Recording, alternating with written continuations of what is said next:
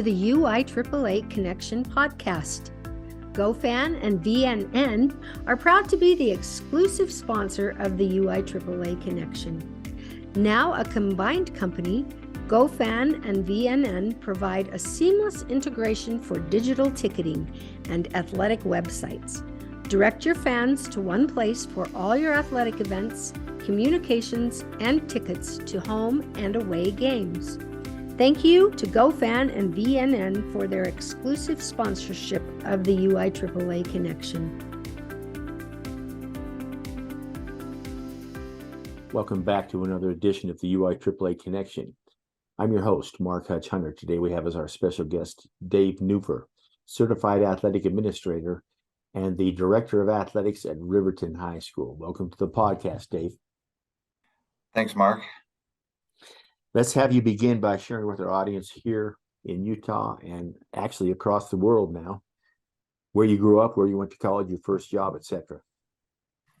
Yeah, so I grew up in the suburbs of Portland, Oregon, and I attended Reynolds High School out there, which at the time was, I think, the fifth largest school in Oregon.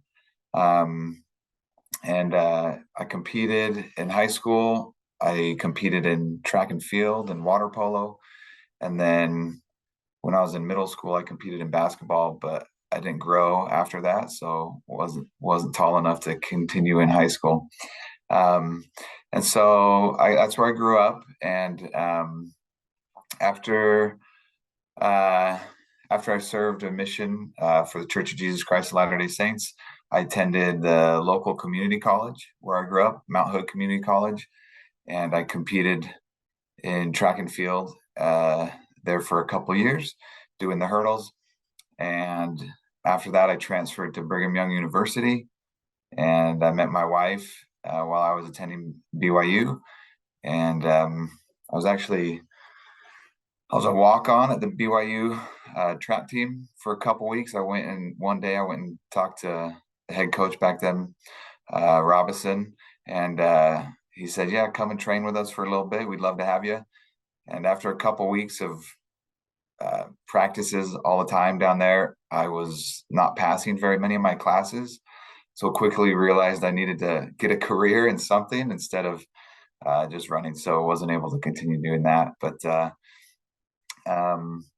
after BYU, I got my first job at a small high school in Eastern Oregon. It's called McLaughlin High School in a small town called Milton Freewater, Oregon. And had a really good time working there. And as a teacher, I got my degree in education. And so I've been a PE teacher and a health teacher for 17 years and coached basketball while I was there, and then moved back to Utah to be closer to family. And so taught at Channing Hall Charter School after we moved back to Utah. And that's where I really got my first taste of athletic director work. And so while I was at Channing Hall Charter School in Draper, I was the athletic director. I also coached soccer and I coached basketball there at the school, and learned a lot of kind of how to be an athletic director through the 9 years I was there, and really fell in love with it. And so decided I wanted to pursue the job at the high school level. And so I was applying to different high school athletic director jobs across the country, and ended up with getting a job in New Hampshire. And so I was then the athletic director at Littleton High School out in New Hampshire. And we were there for a couple of years and decided to move back closer to family, to come back to Utah to raise the kids here in Utah. And I loved the job out there in New Hampshire, but we came back here. And for 4 years, I've been teaching in the Jordan School District and coaching at Riverton High School. And just recently got the job of athletic director at Riverton. So super excited to begin that. So that's kind of the journey. Well, let me ask you this, because I was wondering how a young man from Portland and then to Salt Lake finds its way to New Hampshire. My question is, tell me what it's like working for Carol, obviously, who's a dear friend of mine, actually been on the podcast not once but twice. The second time with Rich Barton and Mike Elson. But I will share this story to show my ignorance, and you'll laugh because obviously you're part of it. You registered for the conference last year. Of course, I had no idea who you were, and so we had you down as a new AD, and so you clicked that you're a CAA, and so I sent the email saying, well, to get a CAA, you have to do this, this, and this. Who's this And guy then think he is? Then you quickly informed me that you had come from New Hampshire, which I had no idea of, and that you got your certification in New Hampshire. So I want you to talk a little bit about that and then finish up the story, because then I find out that you're actually teaching at a middle school where my son is the principal. So I'll turn the mic over to you. Yeah, it's been my path to athletic director has been very roller coaster. It's been very roundabout. And so when I moved out with the family, so I have a wonderful wife and 4 kids, and my oldest right now will be a junior in high school coming up. So when we moved out to New Hampshire, we had 4 elementary age kids, and so it was quite an adventure, but we were excited for the job and excited to kind of take that adventure. And so some people be like, why'd you move across the country? Well, it was to become an athletic director, to get some high school athletic director experience and to test out those waters. So yeah, so going out there was quite the adventure, and working with the New Hampshire the NHADA, New Hampshire Athletic Director Association, was fantastic. And so when we got out there, I had a couple semesters under my belt of my master's in athletic association through University of Ohio, not the Buckeyes, but the Bobcats. Ohio University, right? Okay. Ohio University, yep. And so I had a couple semesters under my belt from that, and while I was out there, I finished it. And so I really cut my teeth out there in New Hampshire as an athletic director, and went to the conferences. I took my CAA exam at the conference there. And so Carol and the others out there were extremely helpful. And the thing I remember most about kind of the athletic director world out there was New Hampshire is a much smaller state than Utah and a lot of the other states in America. But so their high schools were fairly small as well. So they have 4 division classifications, and I taught. I was athletic director. Littleton was in the lowest one, but we were the biggest school in their smallest classification. But even their biggest classification, most of those schools were only twice our size. And so they didn't have very many schools with 3,000 kids, so much smaller. But the athletic director profession out there is much more mature. Out here, it feels a lot more kind of like the Wild West when it comes to athletic directors. The districts, the schools, it's very different. There's a lot of different requirements. Some of them teach, some of them don't. It's still kind of finding itself out here. But in New Hampshire, it had been well established. Athletic directors were doing their thing. And so I remember just being able to lean on them and their experience a lot as I was beginning that journey, and finding my way. That is great. Thank you for sharing that. And so then tell the story from your perspective, because when I found out that you worked for my son, I was just totally blown away and thinking, what a small world this is. He comes from New Hampshire, obviously knows Carol Dosebrin. He works for my son, but he's actually coaching at Riverton, and then Dan retired from there, and of course Gordon Hinckley opened Riverton, and I mentored him when he opened it. So talk about that. Yeah, so coming back, we decided that we needed to have the kids here in Utah, and so was applying to a bunch of different jobs, and ended up teaching at Joel P. Jensen Middle School in the Jordan School District. It's one of the feeder middle schools for West Jordan. And so was just finished my 4th year there. And so it was a fantastic experience. And anybody that's been in education, whether an athletic director or a teacher, right, 4 years ago was when the government sent everybody home in March. And so my first year there, we were teaching, doing our thing. And then in March, it's like, okay, online learning now. And so it's been a chaotic 4 years there, but I learned a lot. And my first principal there, Brian Leggett, is a wonderful guy, and loved working for him. But then, like you said, my last year, just this past year, I was able to. My principal was Aaron Hunter, which is your son. Yes. And so again, he's just a wonderful guy and just a fantastic principal.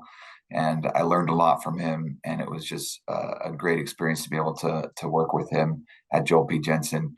And yeah, I was coaching. I've past 4 years, been the assistant coach with Riverton High School track and field. So Chase Inkelsted's the head coach there, and he's been doing a fantastic job. And I coached sprints and hurdles, and that's my specialty when I was growing up was hurdles, and so I was able to coach that there. I was actually the Oregon state champion in the 110 meter hurdles when I was a senior.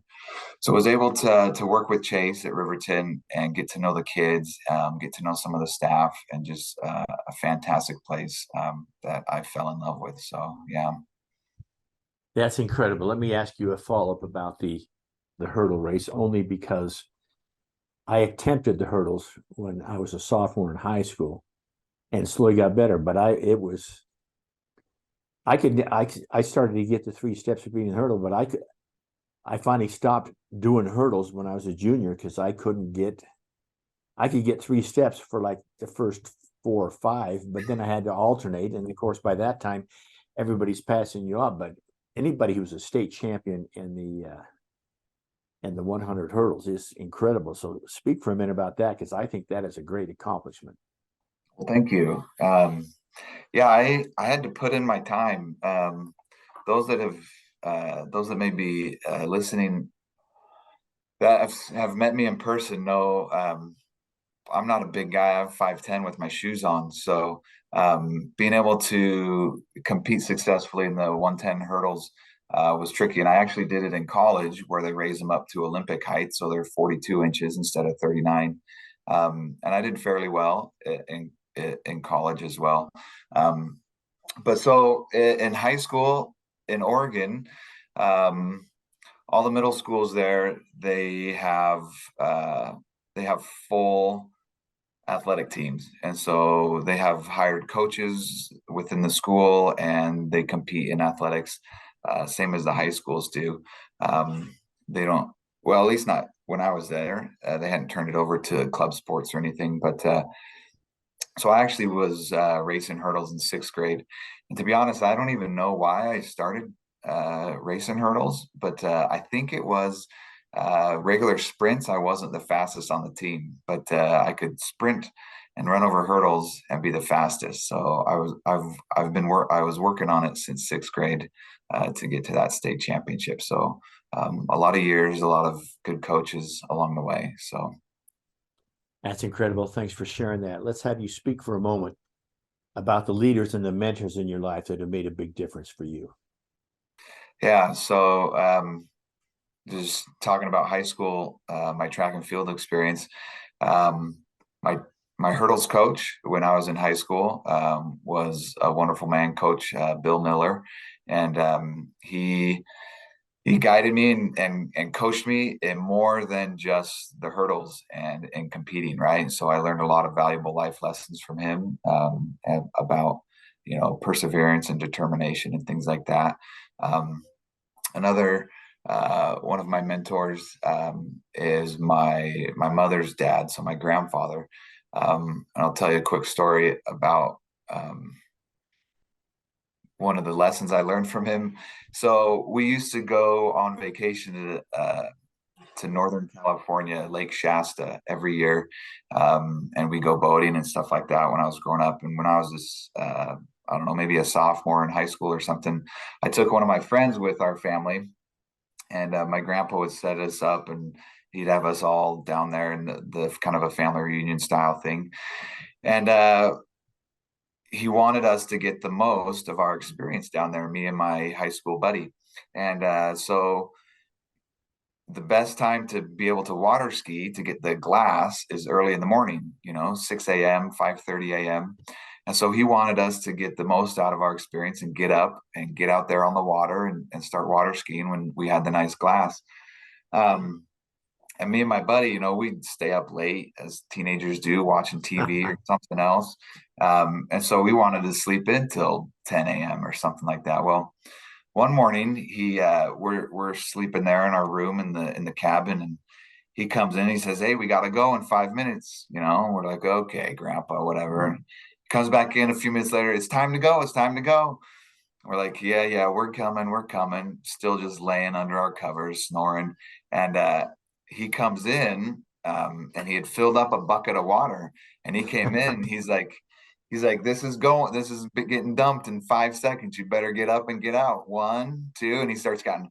And we bolted up out of our bed, and we didn't get water poured on us. But I learned from that experience that it's always important to take advantage of the opportunities you have, and to not sleep your life away, right? And so one of the great men of my life was my grandfather. Excellent. I was going to ask you about your background before you came in AD, and of course you kind of mentioned that, but so I want to change the question a little bit. So you took classes through Ohio University, and so let's delve into more as to what it was that drew you to the athletic director, athletic administrator position. And because a lot of people, well, the people in the NIAAA are familiar with Ohio University, but outside the NIAAA, not a lot of people know about that program. And then, of course, you already detailed about how you had started that, and then went back to New Hampshire and then came back to here. So talk about what it was like, and then what made you change to say, yeah, I'm going to be an AD. Yeah, so when I started coursework through Ohio University, I knew at that time that I wanted to be an AD. And that's why I signed up for their athletic administration degree, and just a fantastic place to get it. And I had researched some different places, and looked into some other places that were offering that degree.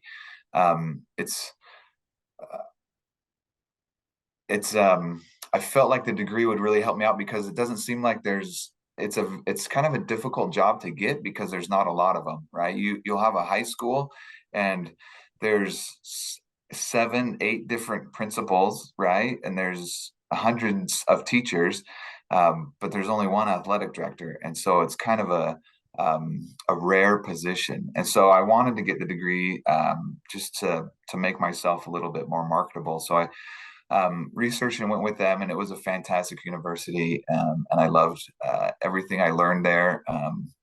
They were very well integrated with the NIAAA, and so I basically had 90% of my coursework done when I graduated for my CAA, and so it was a pretty smooth transition. But what really got me wanting to be an athletic director, as I mentioned earlier, I started athletic director work at Channing Hall Charter School. And while it's not a high school, it's just K through 8 school. And so it was all middle school work.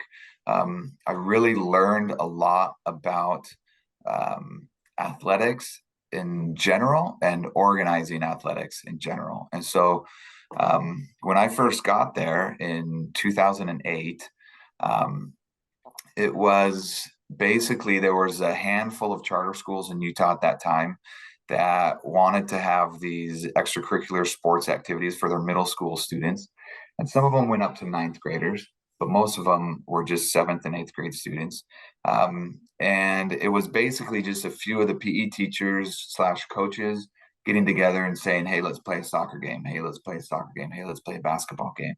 And so there wasn't a whole lot that was organized about it. In fact, I remember maybe the second year I was coaching soccer there, we went to an opponent's school to play a game of soccer, and the soccer field wasn't regulation, and it wasn't even like it's not regulation. One end line where our soccer goal was probably about 50 meters wide, and then the other end, the soccer field was trapezoid shaped, and so the other end where the soccer goal was probably about 30 meters, and so it was just strange. And one of our ends, the corner of the field kind of went up on a hill, and so to do the corner kick, you had to put the ball up on this hill, and you were a good 4 feet above the rest of the field. And I remember distinctly, we had a corner kick on that corner. My kid put the ball down and it just rolled down into the middle. It wouldn't stay still. So he had to just set it down and kick it really quick because it was up on his. So strange things like that were pretty common when I first started at that charter school. And so through the years, we got together with, there was more charter schools that were adding. It was becoming this bigger operation. And we realized we needed some type of set rules, set organizations. Hey, you have to have the soccer field this size or within this range, and different things like that to make sure that things were, a little bit more kosher. And so I worked with some of the other athletic directors to start putting that stuff together. And in fact, right now in Utah, there's, I don't know, probably over 60 different middle school charter schools that feed into a lot of our public schools, public high schools, and a lot of our athletes, right, begin kind of their athletic career in these middle schools in sports. And so we got together, and I organized about 8 of us, and we wrote articles of incorporation, we wrote bylaws, and I registered our league with the state of Utah as a fully registered 501c3 nonprofit, so that we could have a board, we could have some executive directors, and we could have an organization that ran things. And so I did started that, which is still going today, and that really gave me kind of the love of being able to organize athletics and to put all that type of stuff out there for the kids to have a good experience, and for the student athletes to really be able to find a place to compete in a fair way. So that's I don't know, kind of a roundabout way to answer your question, but that's kind of where my first spark of wanting to be an athletic director came from, was from the Utah Charter League. That's fascinating. Thanks so much for sharing that. Let's have you talk for a moment about the job of today's AD and how it's different since you first got the job as an athletic director. Yeah, I think in a lot of ways it's the same, and it hasn't really changed a whole lot.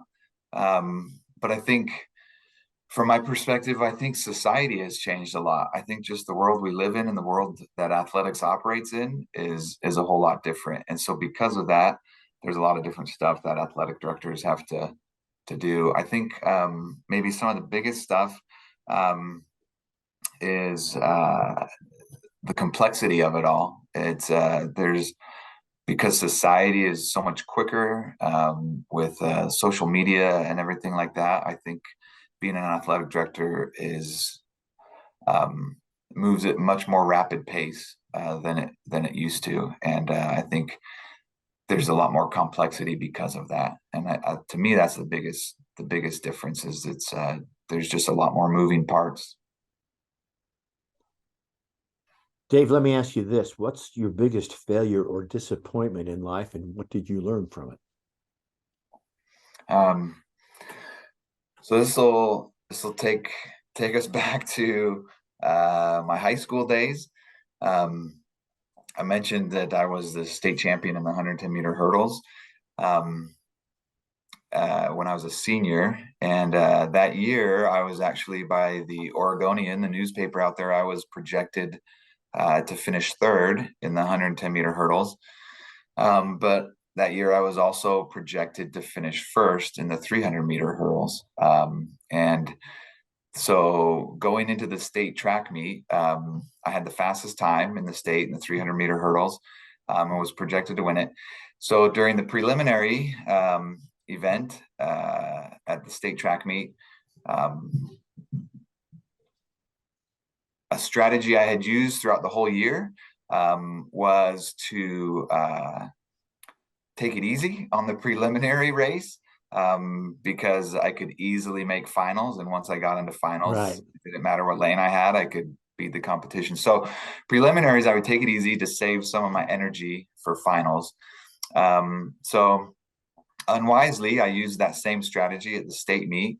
And I finished, I think, third or second in my heat. But it wasn't enough. I actually finished ninth in the preliminary times, and I did not make, at that time, this is at the University of Oregon, they only had 8 lanes. And Right. so I did not make finals. I missed it by 1 position. And so that was a huge disappointment for me, right? My senior year, and I was projected to win the 300 hurdles, and ended up, of no fault of anybody else's but my own, taking it easy too much and missed finals. And so one of the things that I've kind of learned a lesson from that throughout my whole life is you got to take advantage of the opportunities you have. Just work hard. An old saying, right, that kind of follows along that is, anything worth doing is worth doing your best. And so whatever I try and do, I try and always work hard and do my best at. Well said. What's one common myth about being an athletic director that you would like to debunk? Yeah, I'm not sure. I may not have been an athletic director long enough to really understand what all the myths are regarding it. I know there's an old myth, and I don't know if it's still around anymore, that kind of the athletic directors are just the old football coaches, and just really care about football. But I love football, but my bread and butter growing up was track and field, and so I think the old perception of, oh yeah, that the athletic directors just taking care of the football program, I think that should be debunked. I think most of us are pretty balanced and taking care of all the sports. Very good. What's the favorite part of your job, Dave? Oh, absolutely. The favorite part of my job is being able to see the student athletes reach their potential, and for them to be the best that they can be. As I've transitioned to this over the past few months, and finished with the track season this last spring, I tell people the thing I'm going to miss most is being able to coach these student athletes in track and field. And so coaching is one thing I will definitely miss. But as I think about being an athletic director, it's not just my own, small group of hurdlers or sprinters that I get to see reach their potential. Now I get to see the entire volleyball team reach their potential, right? I get to see the golfers reach their potential. I get to see all of these kids in the whole school be able to reach their potential and be the best that they can be. So I'm really looking forward to that. Let me finish with a couple of questions. The first one being, you've got 2 suggestions for a brand new athletic administrator. They need to follow Dave's 2 suggestions in order to be successful. What would your 2 suggestions be? Number one, I think it would be very important to really get to know the sports you're not familiar with. So most of us athletic directors, we come from a background of 1 or 2 or 3 sports, and then we're suddenly in charge of, over a dozen sports. And so any new athletic director, I would recommend trying to really familiarize yourself with the sports you're not familiar with. In New Hampshire, we had field hockey at our school, and it's a big sport out in the Northeast United States.